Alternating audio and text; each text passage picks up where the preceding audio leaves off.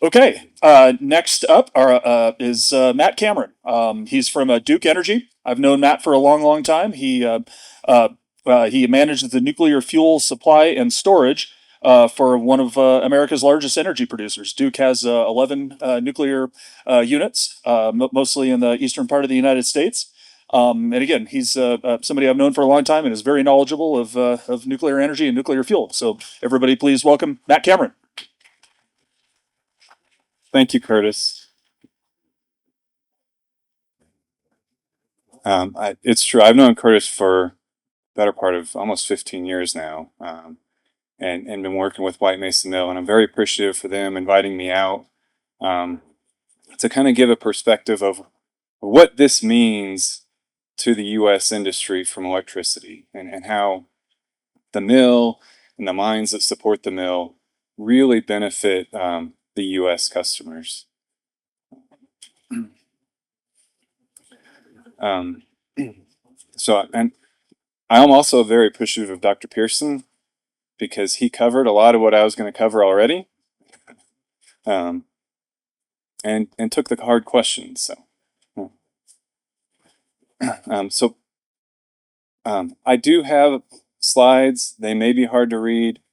The words aren't the important part. The pictures, especially when we get into graphs, are probably the more important piece. And I'll try and cover all of that verbally as well. But what I'm going to try and do is start from the 30,000 foot level of just a broad overview of where do we get our electricity in the U.S. today and how it all fits together, and then drill down into what is nuclear energy, how does it work, what's the fuel cycle look like, and then how does the uranium fit into that, and then what are the prospects going forward. Uh, oh, yeah. So the U.S. generation, it comes from a very broad range of electricity or generation sources. Natural gas is the biggest, and that's actually changed probably in the last 20 or 30 years. It used to be coal. We are shifting to natural gas, and it represents about 43% of our electricity generation today. Um, Nuclear is the next biggest on a whole. It's about 19-20% depending on the year. And then from there, you've got your renewables. That's a broad class.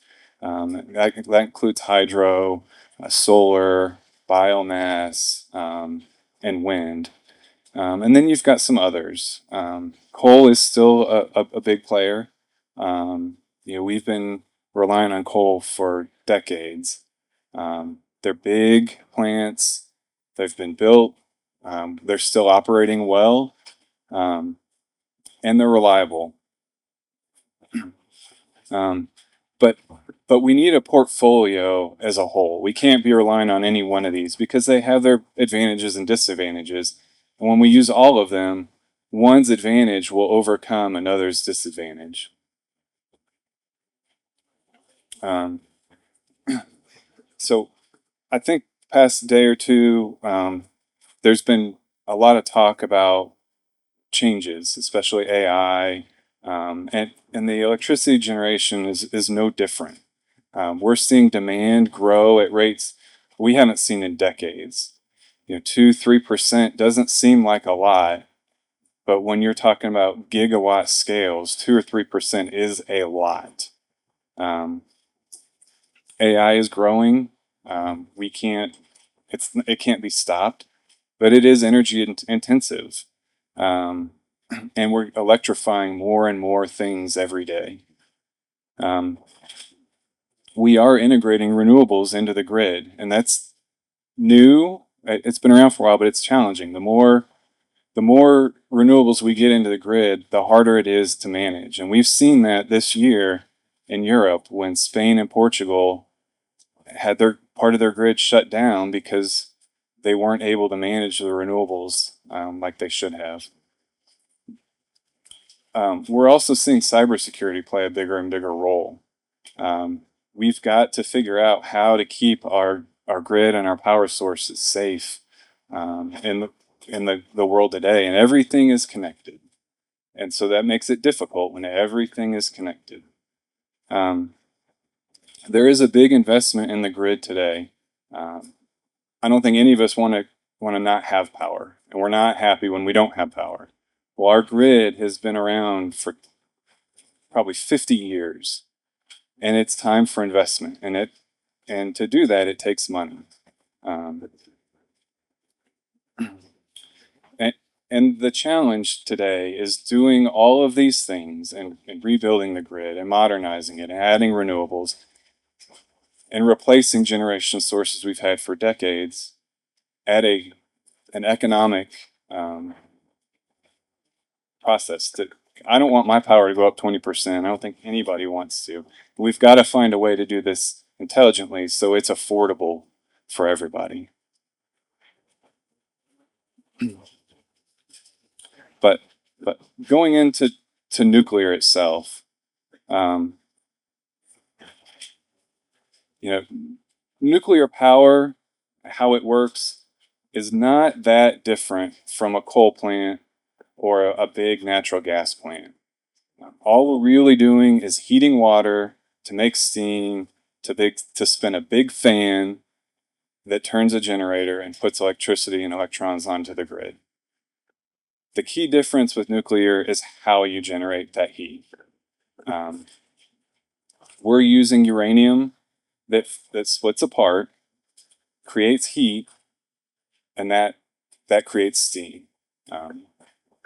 We've got control rods, and you can't see the four little things sticking out. Those are brakes. That's what they are. You put them in, the reaction decreases, you get less heat. You pull them out, the reaction increases, you get more heat. Oh,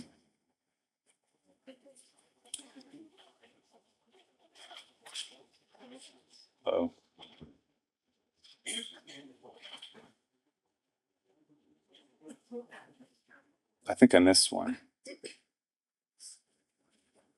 Oh, okay. So how do we generate that heat? Well, we're just going to go with it. The fuel cycle itself, so we've got uranium, and if you look out that window, you see the stockpile of rocks. Well, that's the uranium that's coming from the mines. And that contains about 0.711% of the uranium-235 that we need to make electricity. So the material comes from the mines, and it comes to White Mesa, and they process it into what's called yellow cake. And they take the material, refine it, and it looks yellow. Typically, it can look black, and then it goes into basically oil drums that can be shipped to the next process. The next process here in the States is in Illinois on the Ohio River. It's conversion. And all they're really doing is changing the chemical properties of that uranium. They're adding fluorine to make it change phases easier. From there, that material, and at least in the States today, goes to New Mexico, and Hobbs, New Mexico, where it's enriched or concentrated, if you will. And they're using mass differences to concentrate the uranium-235 from 0.711% to just shy of 5%. That material then is shipped to a fabricator, which could be in Richland, Washington, could be in Columbia, South Carolina, could be in Wilmington, North Carolina. And they take the material, they convert it chemically again, and they press it, and they make a little ceramic pellet. And they're about the size of a gummy bear. And then they put those pellets into little metal rods, or they put a bunch of those together in a grid. Those are called assemblies, and those are what's shipped to the reactor. Once we're done with them, they can either be reprocessed, which is what's done in France, Or currently today, we have them on our reactor sites.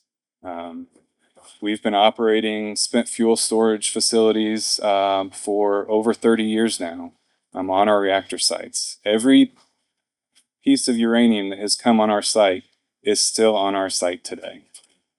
To give you a little context, if you take all the fuel that's used for a year in the US, it will fill about half of an Olympic swimming pool.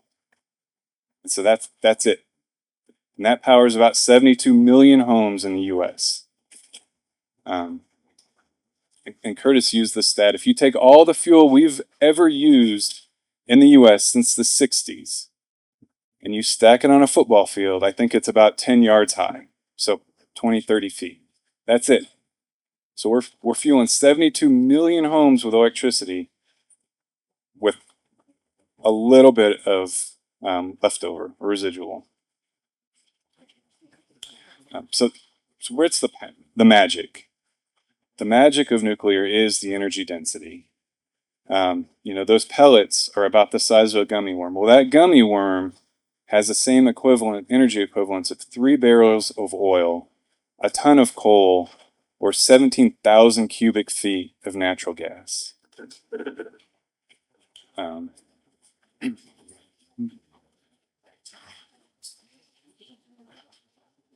So in the US, where are our reactors? Most of our reactors are east of the Mississippi. There are a few west. I think you've got one outside of Phoenix. You've got one in California and one in Washington. We're operating 94 reactors today in the US. We generate about 30% of the world's nuclear power here in the US. And we're giving electricity to 72 million customers. We have seen a trend lately of reinvigorating mothballed reactors. I think we're bringing back, I know two, potentially a third in Iowa. We're also uprating our reactors, so we're getting more energy out of the reactors we operate today. And we're extending the lifetimes. These reactors originally were licensed to run for 40 years. We've licensed them once.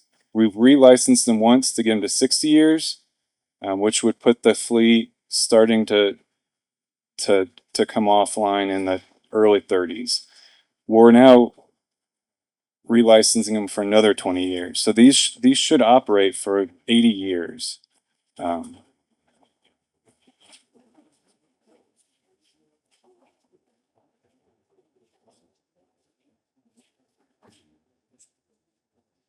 Well, what's that show said? Okay.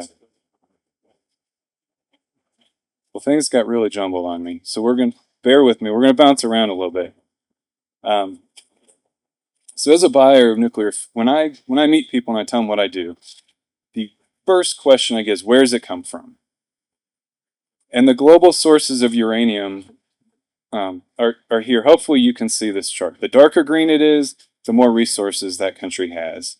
The biggest sources in the world today are Australia, Kazakhstan, which is that really dark green one in Asia, and Canada. Russia has some resources, China has some resources, the US has resources, and then you've got Niger, Namibia, and South Africa. But the oddity, I guess the benefit of how energy intensive this is it's not uncommon for uranium to bounce all over the world before it gets to a reactor. It could easily be Australian uranium gets shipped to Canada to be converted, and then shipped to England to be enriched, and then shipped to Richland, Washington to be fabricated, and then shipped down to the Carolinas to create electricity.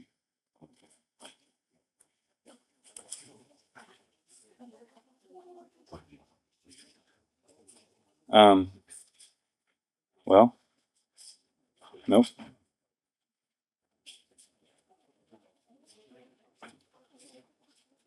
Okay. So at least in the U.S., U.S. utilities are buying about 50 million pounds of uranium a year. Um, Last year, the U.S. produced 677,000 pounds, and that's not a lot, but it's better than 2023. I think the production grew 1,300% from 2023 to 2024. Um, most of the uranium in the U.S., or I'd say probably all of it, um, comes from this area: Colorado, Utah, Arizona, New Mexico, Texas, Wyoming, um, and everything in the Colorado, Utah, Arizona, New Mexico comes here. Um, White Mesa has the ability to meet 15% of the U.S. demand if it's operating at capacity, um, which is not insignificant. Um, yeah. So if you look back in uranium mining, it got kickstarted, especially here in the U.S., um, during the Manhattan Project. From there, we had a nuclear arms race with Russia. Um, but that gave way to nuclear power in the 50s and 60s.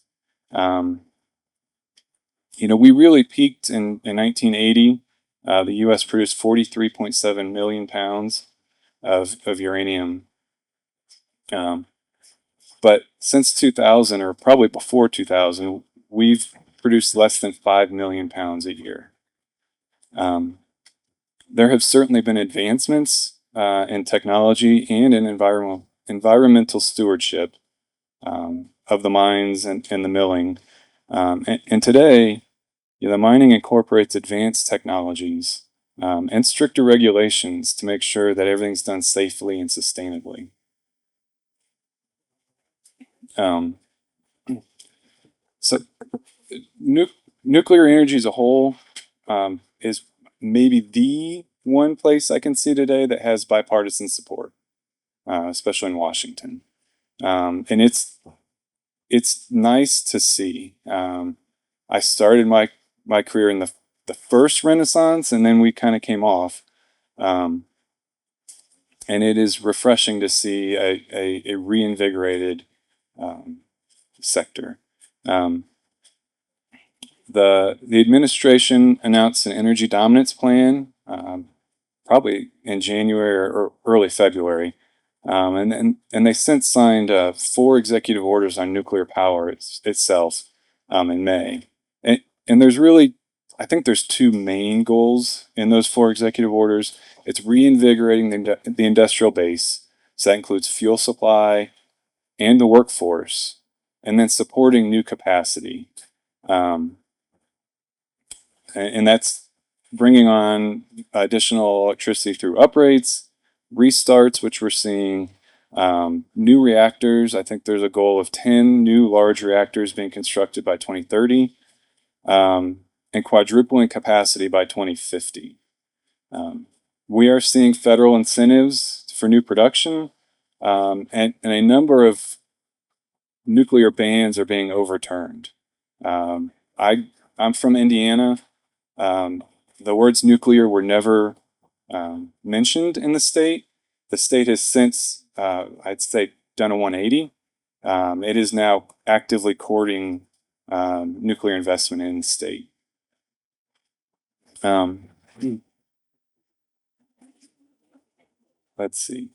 So the the reactors have advanced in the 60 plus years we've been operating them.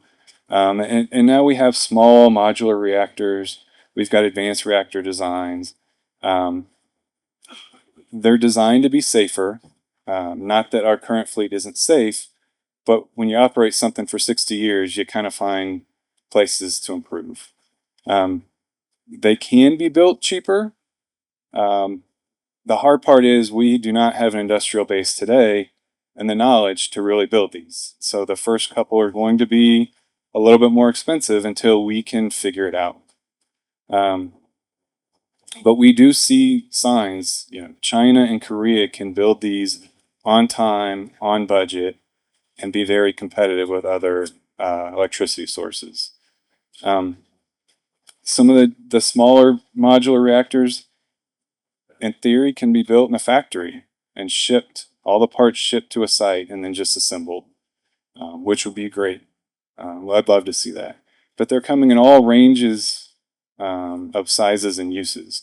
We've got some that Radiant was one that's designed to be shipped on a truck and picked up and put down, and it's not large. It's perfect for uses in Alaska. It may not be great for my company. Then you've got big reactors that are 1,000 megawatts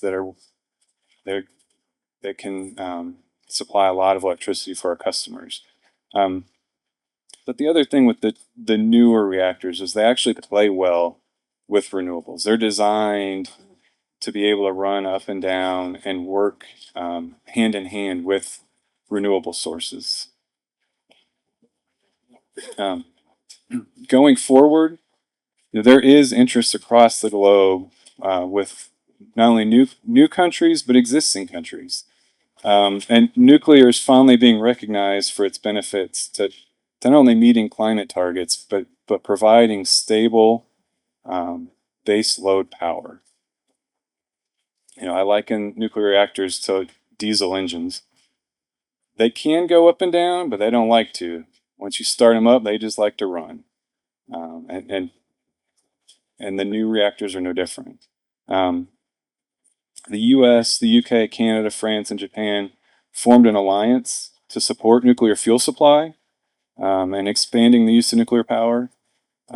31 countries have announced support for tripling nuclear capacity by 2050.